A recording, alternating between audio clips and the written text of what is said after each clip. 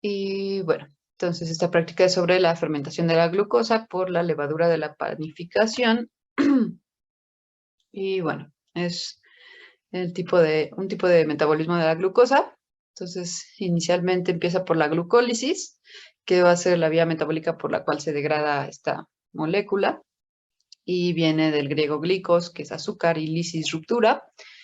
Se piensa que es una de las vías más ancestrales donde se produce ATP a nivel de sustrato, o sea, directamente, a partir de la degradación del sustrato se forma el ATP.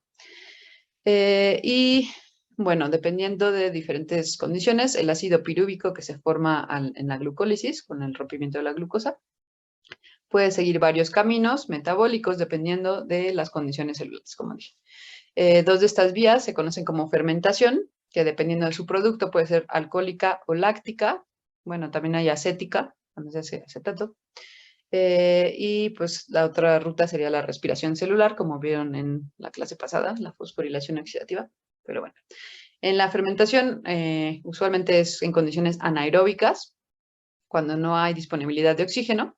Se puede producir ATP pues del siguiente modo. Entonces tenemos cuando es fermentación alcohólica, sería como está del lado izquierdo, y cuando es fermentación láctica, como el lado derecho. Entonces tenemos la glucosa, ocurre la glicólisis, en donde la glucosa es una molécula de 6 carbonos. En la glicólisis se rompe en 2 moléculas de piruvato, que son cada una de 3 carbonos. Y bueno, en esta glicólisis se van a formar 2 ATPs y se forma NADH.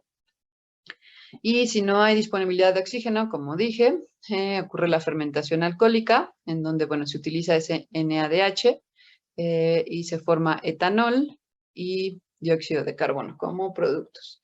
En la fermentación láctica, igual tenemos la glucosa, pasa por la glicólisis y se forman 2 piruvatos. Y pues ocurre la fermentación láctica y se forma lactato.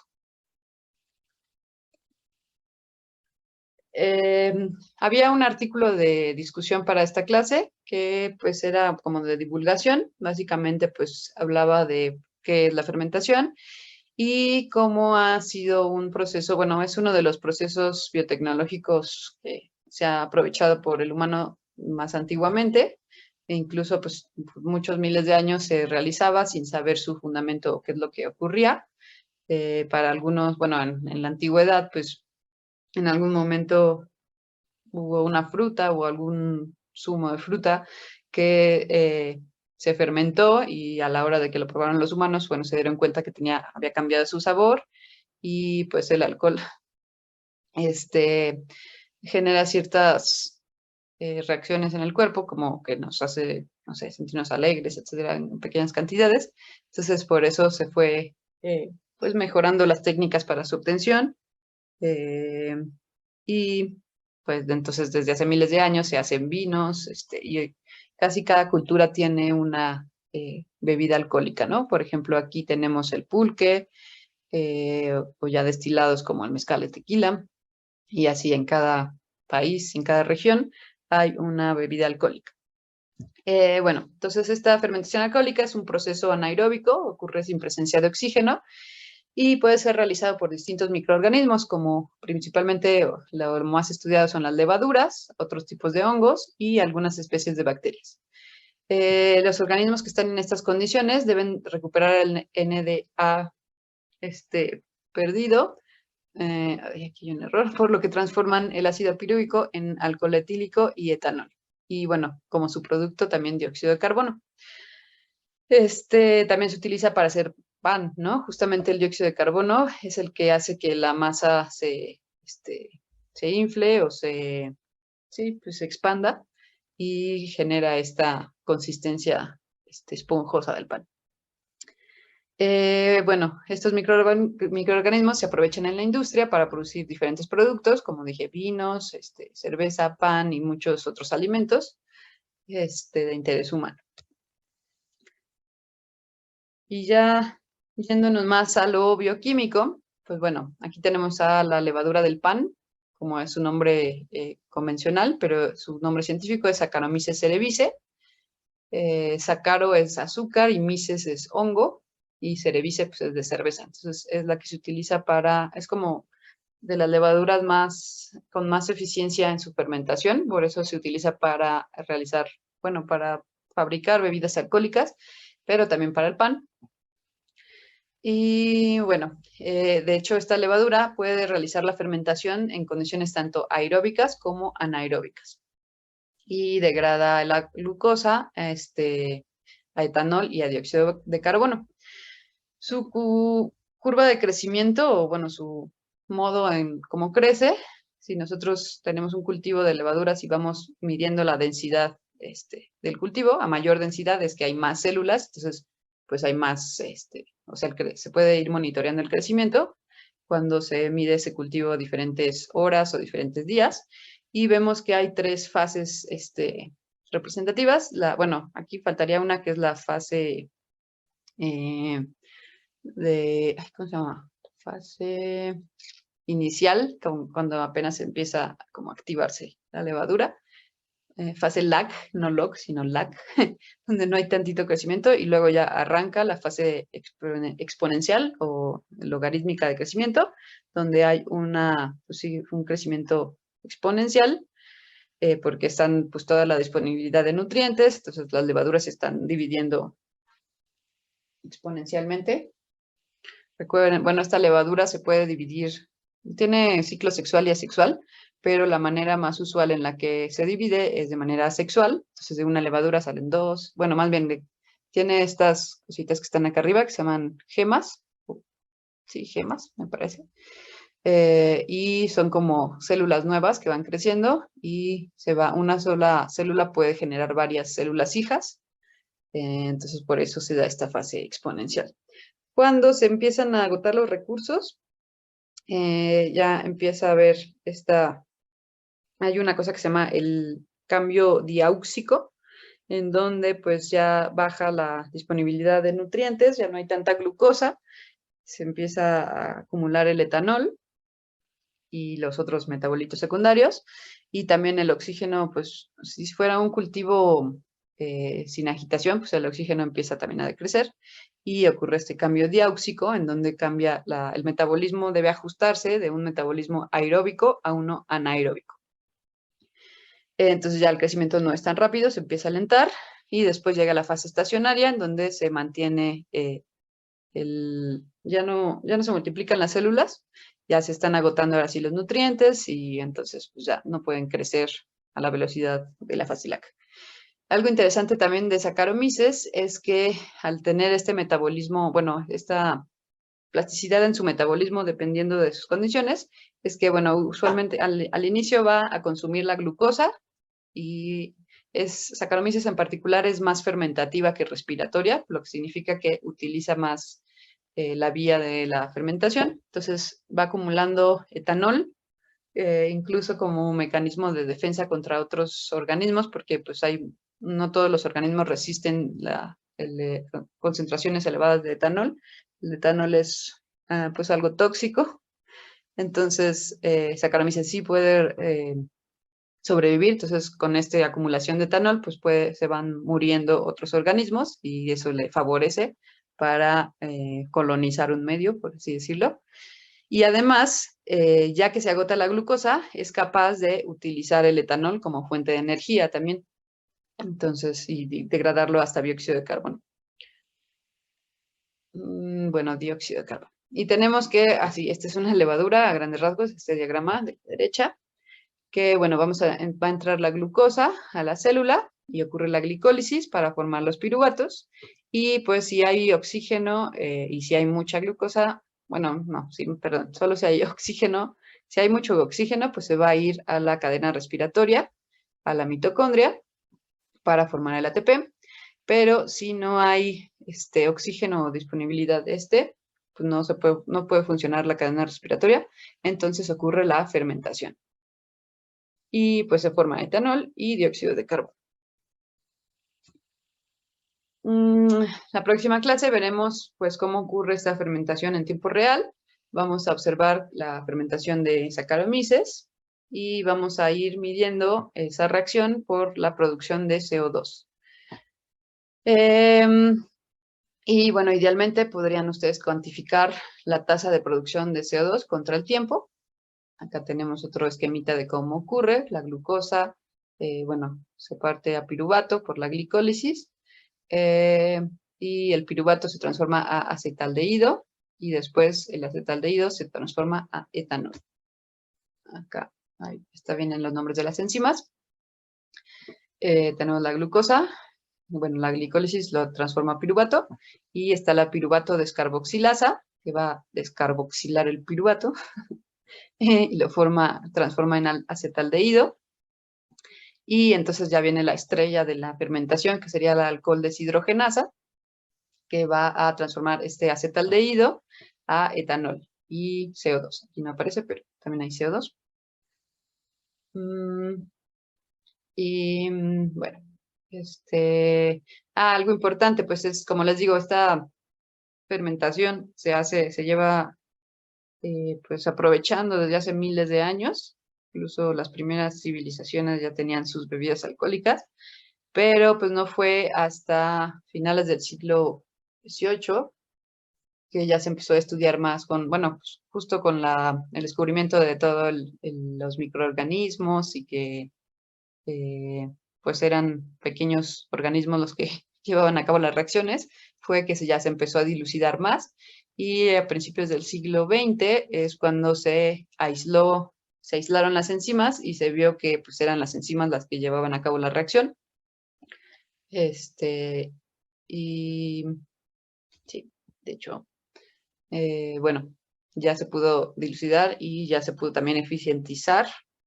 Hay pues diferentes levaduras generan diferentes fermentaciones, todas hacen alcohol, pero hay diferentes metabolitos secundarios, entonces les da sabores diferentes. Por ejemplo, para las cervezas, cada cerveza usa una levadura. La normal es Saccharomyces cerevisiae, pero ¿cómo se llama la otra? Para la cerveza lager se utiliza, ¿cómo se llama? Una prima de Saccharomyces, que es... bueno, luego les digo. Y también para la panadería, pues hay diferentes variedades. Aparte, bueno, Saccharomyces cerevisiae es como la especie general, pero así como en plantas y, bueno, en general todas las especies tienen variedades, ¿no? Puede ser una misma especie, pero hay subvariedades que difieren en diferentes cosas. Aquí también. Se han aislado también, pues, las levaduras que son más resistentes al alcohol para poder producir más, etc.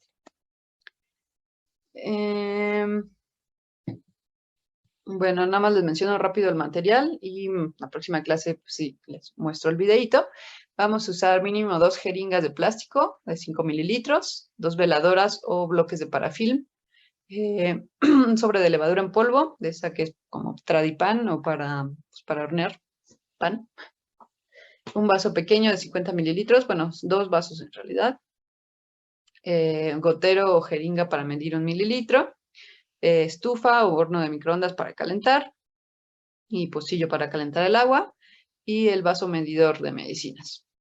Que bueno, también pueden usar otra jeringa sin aguja para medir. Y vamos a usar agua, azúcar y bueno, la levadura.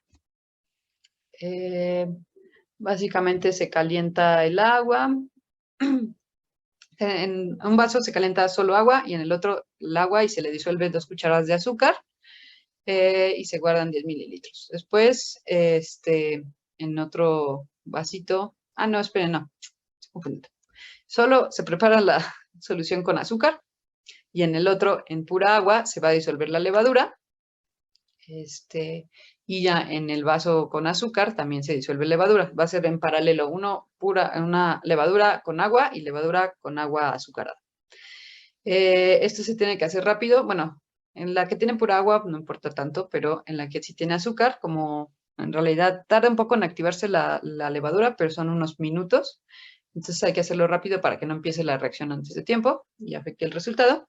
Ya que están estas 2 suspensiones de levadura, se toma 1 mililitro de cada suspensión con las jeringas, con aguja es importante, y vamos a clavar cada aguja en una de las velas, bueno, de las veladoras o del bloque de parafilm para hacer como el cierre hermético y evitar que entre oxígeno. Y lo que vamos a hacer es ir viendo cómo la producción del dióxido de carbono va a ir empujando el émbolo de la jeringa, entonces va a ir llenando la jeringa con el dióxido de carbono producido y así podemos cuantificar pues la producción, bueno, seguir la reacción de fermentación y más o menos estimar, gracias a que las jeringas están graduadas, pues se puede estimar cuántos mililitros de dióxido de carbono se produjeron por minuto. Más o menos tarda entre 30 minutos y 1 hora en el que pues vaya, hay que irlo monitoreando. Y pues si son 5 mililitros, y uno lo llenamos con la suspensión, quedan 4 para poder ver esta producción del dióxido de carbono. Esta práctica está casi igual a como se hacía en el laboratorio. Lo bueno es que sí se puede, pues sí se pudo trasladar al modo casero, casi intacta, porque el sistema de las jeringas, pues es bastante fácil de realizar con elementos caseros. De hecho, este mismo sistema usaremos en la práctica de la actividad de catalasa de papa. Y bueno, lo único que sí, en el laboratorio al final se hacía una prueba para detectar el etanol producido, y que pues esa ya no la podemos hacer. Pero lo que sí es, bueno, hay una variación, yo creo que la haré así, que recuerdan el jugo de col morada, que es un indicador de pH casero. Se puede utilizar en lugar de agua, este jugo de col morada, para monitorear los cambios de pH. Cuando ocurre la fermentación, se va acidificando el medio, entonces podemos ver cómo cambia de la reacción inicial a la final el pH del medio con este col, y es más, pues más vistoso y más divertido. Bueno, básicamente los resultados nada más sería ver a qué tiempo, cuánto gas se produjo en cuántos minutos, y pueden hacer una gráfica de pues, producción de gas por tiempo. Vamos para terminar. Y bueno, este artículo es más o menos de divulgación sobre la fermentación de las levaduras en la fabricación de cerveza y vino. Y pues es como explica la vía, pero también tiene una breve historia. Aquí, por ejemplo, lo que yo les comentaba, que en muchas civilizaciones y desde hace miles de años se ha utilizado esta fermentación para producir bebidas y alimentos. Por ejemplo, en Asia se producía el vino desde 1700 y hasta 1100 a.C. En los griegos, los celtas, etcétera, vikingos también producían vino. En Egipto, Babilonia, Roma, China, todas las ciudades antiguas, había también vino de uvas y cerveza de la malta. En América del Sur estaba la chicha de granos de fruta o principalmente en maíz. En Norteamérica hacían el octli o pulque del agave, etcétera. O sea, de diversas fuentes siempre hay como cuando una planta genera glucosa y esa se transforma en etanol con la fermentación. Y nada más quería hacer hincapié en la historia de cómo se descubrió, si bien miles de años ya se usaba y se sigue usando y se sigue usando, ya a partir del siglo XVIII, en 1700, fue cuando se fue descubriendo por qué ocurría ese proceso y quiénes eran los que lo llevaban a cabo. Aquí hay como una recopilación histórica rápida, lo voy a mencionar yo, pero ustedes lo pueden revisar si quieren a detalle. El primero, pues en observar a las levaduras y bacterias y en general microorganismos, fue Leeuwenhoek con sus microscopios, seguro ya lo conocen, que no se vio en filosofía, ¿no? En semestre 1. Y bueno, entonces Leeuwenhoek los observó y los definió como, bueno, más bien, pero vio que nada más eran como burbujitas, básicamente. Después, acá en 1755, Samuel Johnson lo describió como el fermento que se pone a la bebida para que funcione, o sea, para que fermente, o en el pan para que se aligere y se infle. Bueno, ya eso fue a finales o a la última parte del siglo XVIII, ya en el siglo XIX y, bueno, entre el XVIII y el XIX, empezó a haber pues empezó a formalizar el estudio de la química y con ello, pues muchos químicos empezaron a trabajar y tratar de descifrar pues, muchas reacciones, entre ellas la fermentación alcohólica, a través de química analítica y métodos cada vez más sofisticados. Entonces, en 1789, ya casi terminando el siglo XVIII, fue Antonio Lavoisier. Empezó a estudiar más a detalle la fermentación y a partir de que pudo, bueno, estaba como que hacía sus experimentos y medía como cuánto azúcar se iniciaba y cuántos productos, cuánto alcohol y cuánto dióxido de carbono se producía. Y entonces pudo determinar de manera cualitativa que 2/3 de los azúcares se reducían a alcohol y el otro tercio se hacía dióxido de carbono. Entonces esto ya como que fue dando más detalles de cómo ocurría la reacción y qué productos se generaban de esa reacción. Luego ya en el siglo XIX se empezó a pues, ahondar más en los microorganismos, ¿no? Primero pues se veía que no se sabía que era un microorganismo vivo. Acá ya no me da tiempo de explicarlo, pero ustedes le pueden echar un ojo. Por ejemplo, Guy Lussac trataba de hacer experimentos para mantener bueno, para preservar el jugo sin que se fermentara y veía que, pues, si se mantenía cerrado y sin contacto con el aire, hermético, de caliente, lo cerraba, se mantenía más tiempo, pero si él le añadía el fermento o las levaduras, se fermentaba. Entonces eso como que dio pistas de que era el fermento lo que llevaba a cabo la fermentación, básicamente.